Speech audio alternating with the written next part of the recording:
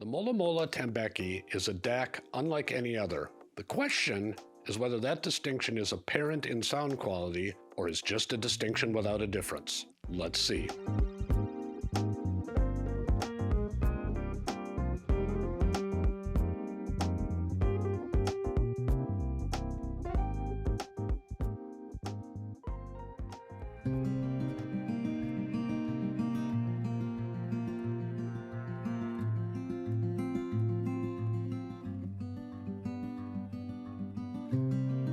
Je m'appelle Richard Césari, j'ai 63 ans.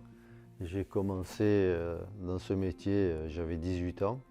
J'ai commencé dans ce métier-là vraiment par passion de la musique et par passion du matériel haute fidélité aussi. Et qui a une notoriété, je pense, assez importante dans le monde de la hi-fi. Pas du tout de blabla marketing, c'est vraiment pas mon fort. Et qui veulent vraiment avoir un système à la maison qui les replonge au cœur de la musique qu'ils aiment. We've already reviewed the Mola Mola Tambaqui, which led to it becoming part of this new series on the search for DACs that address the fundamental issues of digital, which is a slightly different context than we normally apply. I'll spend less time on features and functions and more on some specific digital sonic issues. As a reminder, we've identified 6 major issues with audio reproduction, which are the largest and hardest barriers to a believable rendition of music. 1, the problem of spatial presentation. 2, the problem of bass in real rooms.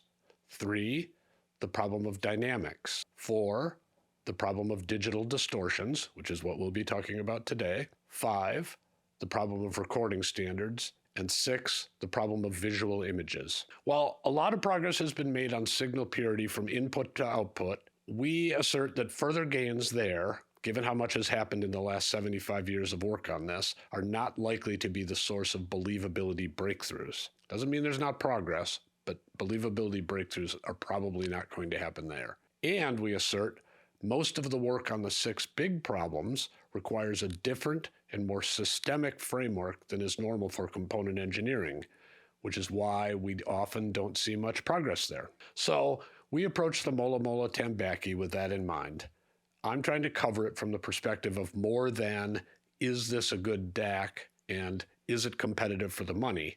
I think it is, but I think a bigger reason to consider spending $13,500 on a DAC, that's the US price of the Tambaqui, is if it solves a difficult or fundamental problem of audio. If that kind of money makes your head explode, by the way, you may want to watch my Bluesound Node Icon review for a $999 streamer and DAC with good performance and a great feature set. All right, on to the Tambaqui. I thought the Tambaqui might fit well in this series of reviews because its lead designer was Bruno Putzis. I've found that many of the candidate DACs in this series have genius-level designers behind them. Maybe because those are the kinds of engineers that go outside the box. In any event, Putzis has worked extensively in the last 20 years or so on the advancement of Class D amplifiers, power supplies, DACs, with Grimm, Hypex, Key, and Purify. For the Tambaqui, Putzis designed a unique DAC circuit, or set of circuits and software, really. He points out that a key goal of the design was a signal-independent noise floor, because noise that varies with the signal is a giveaway that something is wrong and the result sounds digital. But he makes the significance of a custom design even easier to understand when he points out that most DACs have at least one failure mode where certain kinds of signals produce odd, clearly not music-related distortions, like whistles or other things. There exists a bevy of such distortions in digital, including aliasing and pre-ringing as well as modulated noise. Some of these distortions occur in the decimation process used to take the very high res, i.e. 384K master recording, and reduce it to standard file sampling rates and word lengths. These may not be addressable in the DAC, but some errors can still occur in DACs and maybe could be addressed. To address these problems, Putsy's designed a special PWM set of switches, stable clocking, and custom digital filtering determined by listening tests, all of these optimized by sampling rate, plus a secret analog filter design. All right, let's talk about sound quality because that's really what we're here for. As we often point out, I can't, and you probably can't, reason from design details to sound quality very well. So we listen. I want to articulate the key audible failure modes that I hear in DACs that are part of this adventure. If you're accustomed to thinking in frequency balance terms, these may seem odd, although once you notice them, you can't unsee them, or unhear them, perhaps more to the point. I believe many audiophiles and music lovers notice them, in fact. There's a passionate interest in analog playback via vinyl and a tiny group interested in analog tape. You can write this off as some misguided passion for a bygone world, but I've spent a lot of time listening to high-end vinyl and some to tape, and there is a there there. It isn't hard to hear. Unpacking what happens is harder. Now, before you all get your knickers twisted, I'll also say that analog, especially vinyl, has distortions many, many times higher than digital by most measures. So I'm not arguing that analog is better. I'm saying analog shows that digital has some flaws relative to the absolute sound that ideally would be corrected if you could correct them. If you get the chance, spending some time listening to very good vinyl, or in a concert hall, will make the thoughtful among you wonder if you can have your digital cake and eat it too. That's what this series of DAC reviews investigates. A core revelation of listening to analog, or even better, listening to real instruments in real space, is that certain distortions become more obvious. Cymbals, bells, and the trailing edge of female voices often show a hashy, edgy sound that isn't right when referenced to the absolute sound. These distortions can make digital sound bright to some listeners, although frequency response may be flat as a pancake, aka the ear brain is not a microphone and D to A converters are not amplifiers. For some listeners, this kind of distortion is a distraction from believability that, while it is occasional rather than constant, tells the ear brain something is wrong. It's also a distraction of musical attention, somewhat like an audience member coughing or ticks and pops on vinyl. The Tambaqui does a very good job with these signals. Cymbals, to take my favorite example, are rendered with greater naturalness and detail than is common with chip-based DACs.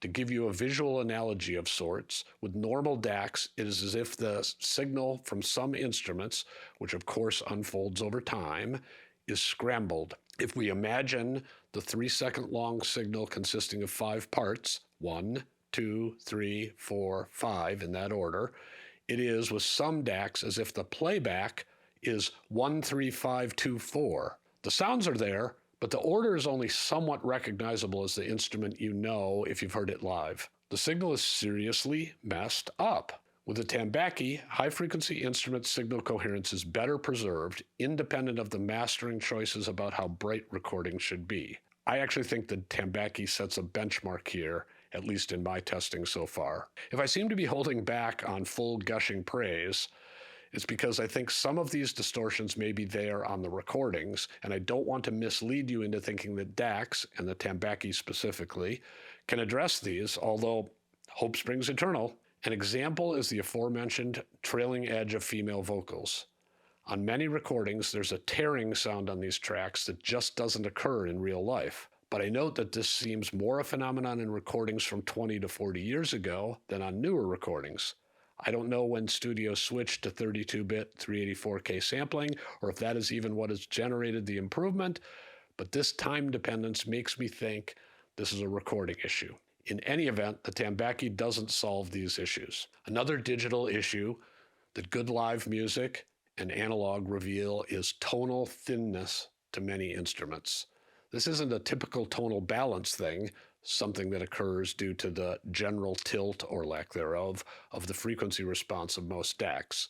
Instead, it's a shift in the timbre of many instruments with lower harmonics, whatever the frequency, seeming slightly diminished. This may be the mid-range frequency version of the issue I discussed with cymbals, but its sonic features are quite different in that the distortion seems to be mostly subtractive, whereas the difficulty of DACs with high-frequency transients seems additive. In any event, the Tambaqui again improves the sense of instrumental body and richness compared to many of the chip-based DACs I've heard. I also compared the Tambaqui to the even more expensive Berkeley Alpha Reference DAC Series 3, and I think this issue of instrumental body is even better addressed by the Berkeley. I'll talk about this in a bit, but I think most of you would find these differences very subtle. Another quality I have to mention is the sense of organic sound, where the instruments and voices sound naturally coherent. If we study the engineering of digital, we'd observe that a lot of effort is spent on the timing of signals. That's because, unlike spreadsheets, digital data for music consists of bits in time, not just bits. With music, the timing is part of the data, just like in writing, the punctuation is part of the writing. It isn't just words. It may be that small timing errors, the clock for high-res audio is at 5 megahertz or higher, and conversions involve timing guesses, in A to D conversion are perceived as inorganic because the human brain has great familiarity with actual natural sounds, which don't have timing errors. This naturalness is an area where I think the Tambaqui shines. I'll caution that at first I thought the Tambaqui might sound a little dead, but I've had the experience before, and I did again with the Tambaqui, that very high-resolution devices encourage lower listening levels, and a small change in volume to the reference level, for me that's 70 to 80 dB, often gets you back to the liveliness you want in music. But, fortunately, minus some of the distortions that you realize are part of many components and which generate liveliness at the price of naturalness. The Tambaqui doesn't buy into this trade-off, it just presents the music in a way that you focus there. I do observe that DACs differ in their spatial presentations as well. While we're on the subject of timing, perhaps different DACs preserve or damage phase information that's essential to spatial presentation. I don't know, and there are many filter trade-offs and artifacts to consider. But I came to think that the Tambaqui was doing a very good job spatially. Stage depth in particular was superbly conveyed, and is often a weakness you don't notice until you hear it. I wasn't initially as comfortable with the left-right staging of the Tambaqui, but after another 30 or 40 test tracks, I came to think that it delivered more precise placement in that dimension, and that sometimes meant the recording engineers had certain artists hard left or hard right, or certain parts of instruments hard left and the other part hard right. What they're doing, I do not know. This, if I'm correct, is a classic audio trade-off. Do you want what's on the recording, or do you want your equipment to distort it euphonically? With the Tambaqui, good and great recordings were more convincing in both the X and Y planes, so it really seems to be a trade-off. Sorry. As a final point, I sense that a lot of people are trying to tune and tweak and select their audio gear to address issues in the frequency domain. They want more bass or less treble or less bass or less upper mid-range, or you get the idea. If the issue really is the frequency balance of your system, I don't think DACs are a particularly effective way to address this. It's your call, but at least for the Tambaqui and most other DACs we test, any frequency balance deviations from flat are minor in comparison to what some people seem to want. Now, if you want to avoid some distortions that call attention to treble, that's different, and the Tambaqui can help there on some recordings. All right, let me summarize. I want to put all of these attributes of the Tambaqui in the context of how big a deal is it. I can't tell you what you value or what your budget is, but it is possible to say things about the magnitude of differences. Here's a way to think about it. In our model of the problems of audio, we have input to output signal purity at the center. This is mostly the domain of incremental changes that with any given component switch will generate relatively little difference, but where progress across an entire system, cable, streamer, preamp, amp, often add up to something quite noticeable and valuable. Then we come to the big 6 issues of audio mentioned above. Addressing most of these produces obvious and dramatic differences. Again, whether you value this is another matter, but the problems of digital live in an in-between state. I think the gains are obvious, but they don't happen all the time because they're triggered mainly by certain signals. So you could say that what a DAC like the Tambaqui does is subtle. You could equally say that what it does is dramatic and valuable. I'm in the latter camp, but that should be irrelevant to you. You should hear it and decide for yourself. I hope you've enjoyed this review of the Mola Mola Tambaqui DAC. If you have, we hope to see you again soon. Thanks for watching.